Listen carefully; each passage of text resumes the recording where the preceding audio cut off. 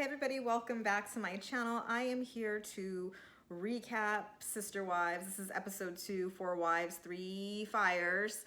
I thought this was a good episode. I don't think this recap will be too long because not a lot happened, but a lot is going on and I'm enjoying the season so far. I know we're only on episode 2, but I'm liking the pace of it. I think it's going to be a good season, knock on wood. I'm trying not to jinx it. So let's just jump in to the episode. You know, I don't like to review it chronologically the way the episode unfolded. I like to sort of break it up into story arcs. It just makes more sense to me to review it that way. It makes more sense in my head to break it up that way. So what I first want to talk about is Meri and Kody's conversation. Because remember, Kody is going to each wife to gauge their temperature on moving to Utah, or actually rather not moving to Utah. So Kody is headed over to Meri's house.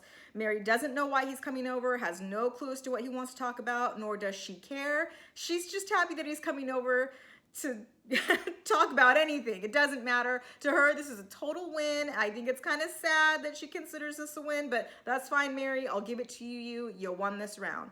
So they sit down, and before they get into the whole Utah discussion, Kody brings up to Meri that he can tell Christine is having a hard time settling into Flagstaff. But he also remembers that Christine had a hard time settling into Vegas. And he just wants Meri's take. Is this move to Flagstaff as difficult or more difficult than it was when we moved to Vegas? Is it better? Is it worse? And Meri says that she can't really compare the situations because they're totally different, and I agree. Because when the family left Utah to move to Vegas, they were all living in one house. They were way more unified as a family. And I think there was more urgency to get back together, either in one house or in a cul-de-sac all next to each other, which is what they did. They each got their separate houses next to each other. And when they left Vegas for Flagstaff, they left their separate houses to new separate houses, but further away from each other. And Meri says that they've all just sort of gotten comfortable, maybe a little selfish, just doing their own thing and living their own lives. It's just a totally different dynamic, and she can't compare it. And, you know, what can Kody say to that? So then the topic of Utah comes up. And I thought it was interesting that he shares with Meri, which he did not share with Robin or Janelle, unless they edited it out, but I don't think he shared it with them. He tells Meri about the initial conversation he had with Christine when Christine brought up the idea of moving back to Utah. And he tells Meri that he tried to be stoic and calm, but he just could not contain his excitement at the thought of moving back to Utah. And that he told Christine, like, yeah, game on, let's do it. I'm totally on board. And Meri is shocked. And so am I, because firstly, I don't remember Christine and Kody's conversation happening that way. If I can recall, if my memory serves, that conversation they had, it looked to me like Kody was humoring Christine and sort of placating her, because I felt like he knew that none of the wives wanted to move back to Vegas. Even if he did a little bit, you know, he made promises to Robin not to move back. He knows how happy Janelle is. You know, he's in the best standing with them. Meri, like, who cares what Meri wants? But I feel like, because he didn't want to be the bad guy and be the one to tell her no, he threw the ball to the wives to sort of shut her down. So when they had the talk on Coyote Pass, it went down the way I thought it was going to. I wasn't surprised by any of it, the way Christine seemed to be. She kept saying, you know, why isn't he saying anything? Why isn't Kody, you know, why doesn't he have my back? We just had this conversation. And to me, I thought maybe she just misread him. But no, I think she really expected him to chime in and say that he wanted to move too. But what I don't understand is why she didn't call him out on it in that moment and say, hey, Kody, wait a minute. We just had a conversation. Remember, you were really excited. You know, what do you think? Like, what say you? I know how all the other wives feel about moving back to Utah, but how do you feel? And he didn't say anything. I don't know. I feel like there's more going on than what they're showing us. And I don't know why they're editing it this way. And I'm gonna believe him when he says he was excited with Christine, because I don't know why he would make that up. It doesn't make him look good, because Meri's calling him out and saying, oh, I am totally shocked that you were surprised and that you wanted to move back. I would have never guessed that when we had the conversation. You didn't seem on board at all. And now I get why Christine was as upset as she was. And Kody admits, like, yeah, I kind of jackwagoned her, AKA he was a jackass. He was a jerk. He baited and switched her. He threw her under the bus. And so when she, makes the declaration she can't do marriage with Kody anymore, yeah, he does not have my back at all. In fact, he's coming out here pretending that he doesn't want to move just as much as I do to what? Make these two other wives happy. But how about what I want? Okay, I'm getting off. So anyway, Kody asks Meri, how does she feel about moving back to Utah? And she says that her first gut reaction was, oh, hell no, absolutely not. But to me, that's just sort of your first instinct. I feel like out of all the wives, Meri is the one that can be convinced to move to Utah because, like I've been saying, Meri goes the way of the show. She goes with the flow. Whatever the family wants, she's fine with it. And not because I don't think she cares. I think Meri's just an independent person who can make life happen anywhere. Vegas, Utah, Flagstaff, she can live anywhere and make it work. So she's asking Kody now, so you want to move? You don't want to stay here in Flagstaff? And he says, well, no, I don't want to move. Like, Flagstaff is beautiful. You can't beat it. But in his confessional, he says that they're stuck there. This is like, they have to make it work here. I don't know that I believe that. I don't believe you're ever stuck anywhere. I think he's stuck trying to make all these wives happy. And I feel like right now he's in the best standing with Janelle and Robin, who are the most adamant about not moving back. But he has this other wife who's really unhappy. And he's sitting there pensively telling Meri, that he doesn't know if it's a midlife crisis or what, but it just feels like lately everything's a bigger deal. He feels like his life is just being affected and controlled by everybody else's decisions. But this is how the family operates, and I don't think he's the only one who feels this way. In the past, and we get this montage of the wife saying, that their family operates, it's Christine who says, as a committee. They vote, and sometimes you win and sometimes you lose. And Janelle says that, plural marriage isn't for everybody. You have to go in with your eyes wide open. You also have to be kind of easygoing about things because you're not always going to get your way. You just have to trust and hope that you have sister wives who have your best interest at heart when making big decisions like this.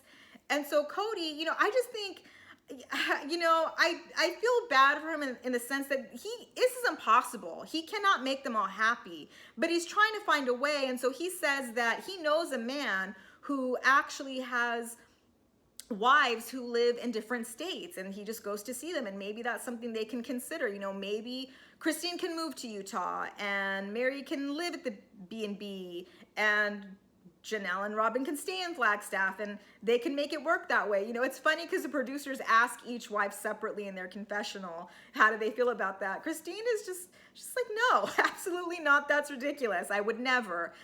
Janelle doesn't really answer the question. She just says that, if you want a real cohesive family, it isn't feasible to be living in different states. Robin says that, she wouldn't live in a different state from her husband, that if Kody really wanted to go back to Utah, she would go, she would follow him, begrudgingly for the sake of the family. Meri says that, it might seem like it wouldn't really be much of a difference if she lived in a different state because Kody doesn't ever come to see her anyway, but it wouldn't help their situation either. It wouldn't help their marriage to live so far away. So yeah, she wouldn't really do that either. So it's not an option, Kody. So that was pretty much it for their discussion. He gets up, he gives her a hug, and then he shares in his confessional that he and Meri, they have an amicable relationship. There's no desire there. There's no romance, not at all, nor does he want any, but that their relationship is in the best place that it's been, and he just kind of wants to keep it here moving forward, just right here. But I think somebody needs to let Meri know, because for her, him just showing up to just have a simple conversation is a win. And I think she thinks it's more than it is. Or maybe she doesn't. Maybe this is all just for the show. We then get this quick segment with Janelle and her son Gabe. She shares that school has reopened. He's back on campus. His girlfriend's back in town. So he's obviously going to be exposed to a lot more people. So when he gets home, she tells him that she thinks it's best that since he's around so many others, that he stay in the apartment behind their house. It's like a space, it's an apartment behind their house. What can I say? It's like a place they could rent out to others if they wanted. There's a kitchen, there's a stove, there's a bathroom. And she says it's probably best that he stays back there.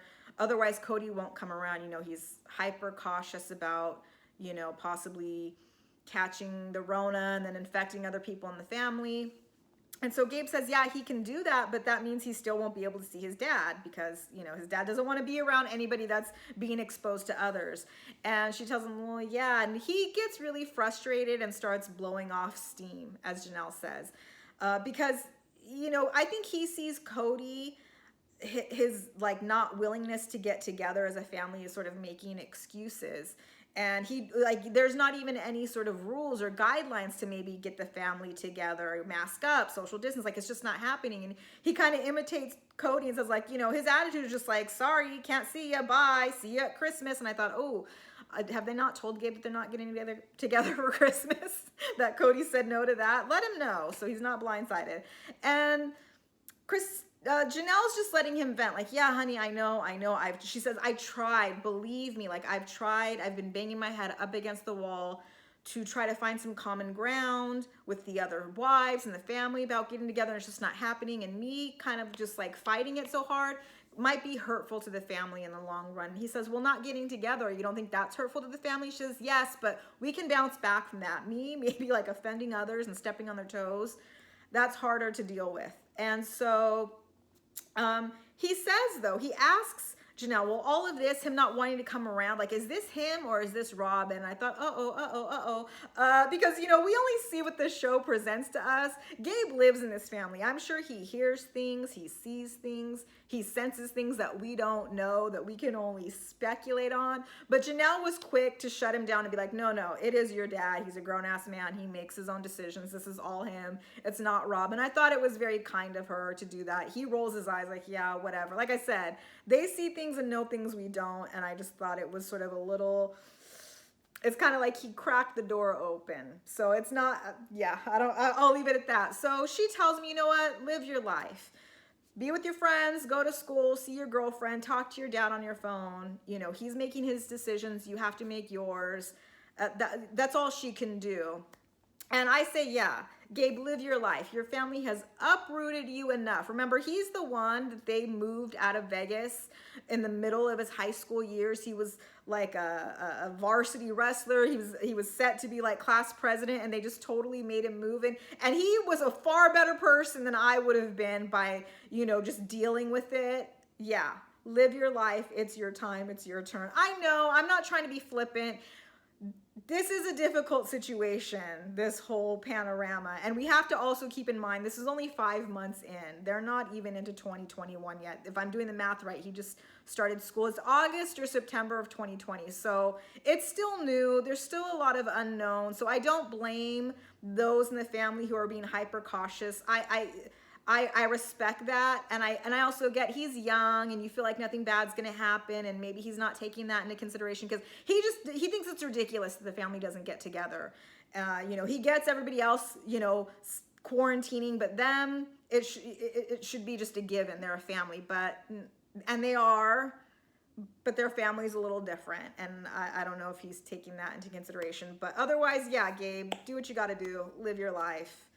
Your dad's living his.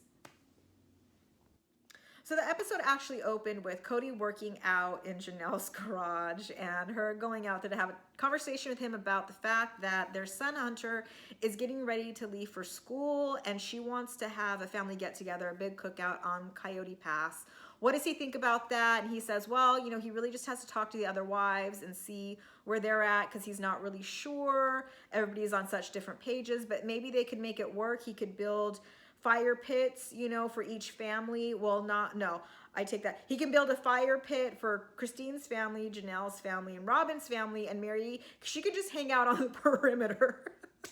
And I thought, damn, Kody, that's cool. Like, Meri's really out of the circle. She just, she can hang out on the periphery. Anyway, I feel like, though, Kody wants to be the leader of the family, and for all intents and purposes, he's supposed to be. And I think if he just sort of set the precedent, people would follow. If he told all the wives, look, Hunter's leaving, I want to send him off, I'm going to have a cookout at Coyote Pass, I'm going to have these fire pits, we're going to social distance. If you're comfortable, show up. If you're not, then don't. And I think like pretty much people would like sort of fall in line, so to speak.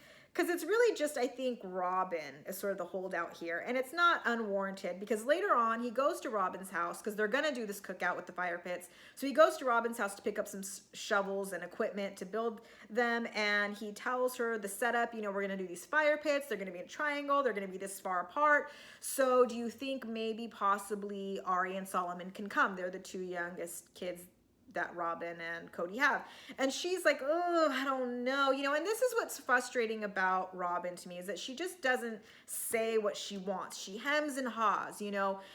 She wants to get together, but she knows that it might be difficult for the kids because they don't really understand social distance, or they don't always remember to do that. And he tells her, well, I can help. I'll be there. I'll help corral them. And I don't know if she knows Kody well enough to know that he can't really be counted on to do that, because he won't end up doing that. And he says, you know, well, Meri's going to be there. She can help too. She's basically been in her house alone, quarantining, so she's safe. And again, she hems and haws like, yeah, that'd be great if Meri could do that. But, you know, how is the family going to feel when they see that I let Meri interact with the kids and they can't? Well, you can explain to them, Meri's been quarantining alone, so I feel comfortable the kids being around her. We have to also keep in mind that some of the brown kids have medical issues that could maybe make them more susceptible to catching the virus. Truly had an issue with her kidneys some seasons back, you all remember, and Solomon had an issue with his lungs. So it's understandable that Robin feels the way she does, and I think we have to respect that, but I think she has to stand firm in that and how she feels. It goes both ways. You know, if Christine is somebody who feels comfortable traveling and being exposed to other people, then that's fine. Do you? I don't feel as comfortable as that, and that's fine. We have to respect that too. But the hard thing is this is a family. These aren't just casual friends and coworkers. These are people who are meant to be interacting with each other. So I think Robin sees the family is on the brink of falling apart, so she doesn't want to be the lone holdout that doesn't agree to get together, because then she's going to get blamed. She already does, maybe fairly or unfairly. But what I'm saying is, if she really feels strongly about not upsetting the kids, because, you know, the last time Christine came over for their birthdays to try to get together and they stood outside and they were in the doorway, the kids were really upset that they couldn't play with Truly. So she wants to protect them from that sort of emotional trauma, if you will. And she wants to protect them, you know, physically, their actual, you know, health. Then say it. And what can we do but respect it? But like I said, she'll get blamed. So in the end, though, everybody does show up. It's the day of the cookout. The older kids are there who think this is all ridiculous. The family not getting together, not, you know, social distancing. Hunter, Gabe, Garrison. They're being respectful. They are towing the line, because everybody knows that if this goes well, maybe they can get together again. And I mean, it's a nice day. Christine shares with everybody that Isabel is finally going to have her back surgery for her scoliosis. Everybody's really excited for her because this means she won't be in pain anymore. She tells everybody she's going to have like this big scar on the side of her, and her brothers are like, oh, that's badass. Scars are awesome. And it was really a nice moment to have everybody rally around Isabel in that way. Christine has a secret to share, though. You know, Isabel shared with her that after, you know, the scar sort of heals, that she wants to get a tattoo. But, you know, Kody is totally against tattoos. But, you know, at this point, Christine's, you know, 0 F's given. I'll drive her and I'll pay for it. You know, she's going to be 18. She's going to be out of the house. She can do what she wants. But, you know, don't say anything just yet. Also, Kody makes a s'more for Meri. And this is another win, everybody. She says, despite the fact that she overheard Robin tell Kody to make her a s'more, she doesn't care. This is still a win. This one, Meri, I'm not going to give you. You lost this one. Sorry. So we're 1-0.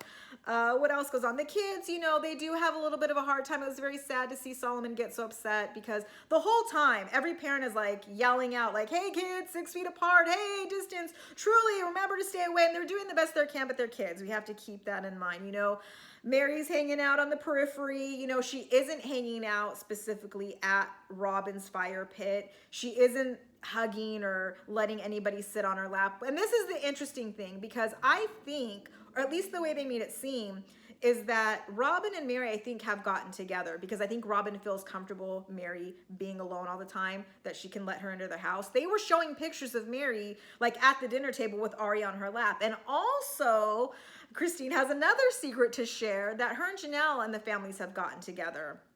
And the producer asked her, oh, like socially distanced? She's like, no, not at all. I mean, hey, I'm not apologizing for it, you know?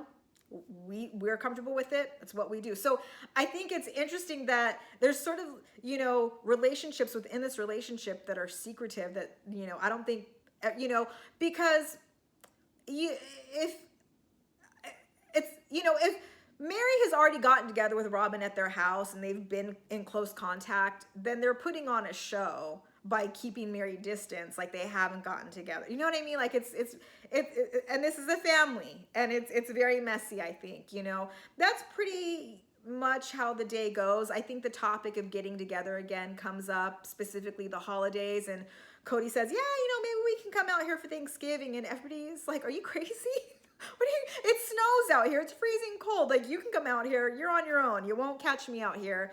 And Janelle says, you know, I don't think we should really make any decisions about the holidays yet. It's too far off. We don't know where we're going to be or what the protocols are. Let's assess that when the time comes. And that's pretty much it. You know, Kody's just kind of bummed because he can see that he is clearly not the head of certain households, and that some people, or kids, I think is what he's trying to say, like, just don't have respect for him.